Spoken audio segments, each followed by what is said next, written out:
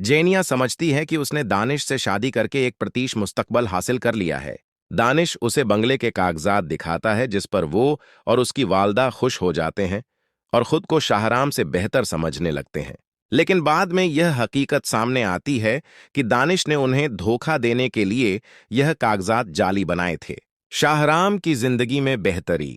इस दौरान शाहराम की जिंदगी बेहतर हो चुकी होती है। उसकी बीवी फरियाल हर वक्त उसका साथ देती है और उसकी सेहत और काम का ख्याल रखती है। शाहराम को एहसास होता है कि उसने फरियाल की कदर नहीं की थी। एक तरफ मोहब्बत अपने ऊज पर होती है तो दूसरी तरफ साजिशें अपने अंजाम की तरफ बढ़ रही होती हैं। शहराम और फरियाल की जिंदगी में वक्त सुकून आ चुका होता है, लेकिन इस सुकून के पीछे एक ऐसा तूफान छुपा होता है जो किसी भी वक्त सब कुछ बहाकर ले जाने के लिए तैयार होता है।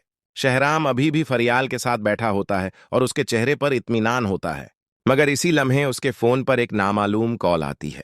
शहराम कॉल उठाता है, मगर सामने से कोई आवाज नहीं आती।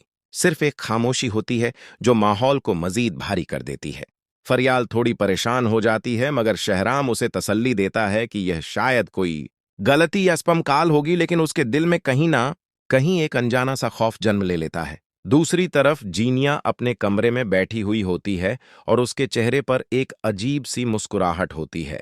उसके सामने फोन होता है और वह किसी को मैसेज करती है कि काम शुरू कर दो। उसके अंदाज से साफ जाहिर होता है कि वह अब किसी भी हद तक जाने को तैयार है। दानंश कमरे में आता है और जीनिया से पूछता है कि तुम आखिर चाहती क्या हो? तुम शहराम और फरियाल की जिंदगी को क्यों नहीं छोड़ देती? जीनिया एक ठंडी सांस लेते हुए कहती है कि तुम नहीं समझोगे। मैंने जो खोया है वह आसानी से वापस नहीं आ सकता। मैं सिर्फ उन्हें तोड़ना चाहती हूं, खास तौर पर फरियाल को। दानिश उसे समझाने की कोशिश करता है कि यह सब खतरनाक है, लेकिन जेनिया पहले ही अपने फैसले पर कायम होती है। इधर फरियाल जब अगले दिन घर के कामों में मशरूफ होती है तो अचानक उसे लगता है कि कोई उसका पीछा कर रहा है। वह बार बार पीछे मुड़कर देखती है, मगर वहां कोई नहीं होता। वह थोड़ा घबरा जाती है और शहराम को कॉल करती है, लेकिन शहराम इस वक्त एक जरूरी मीटिंग में होता है और कॉल नहीं उठा पाता। फरियाल की बेचैनी बढ़ती जाती है। इसी रात जब फरियाल अकेली कमरे में होती है तो उसके फोन पर दोबारा नामालूम नंबरों से कॉल्स आना शुरू हो जाती हैं।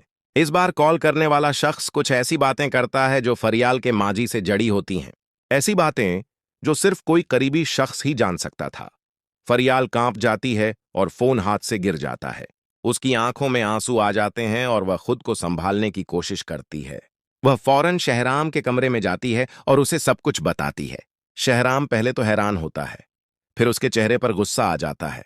शहराम कहता है कि यह कोई आम बात नहीं है, खोल चुका है।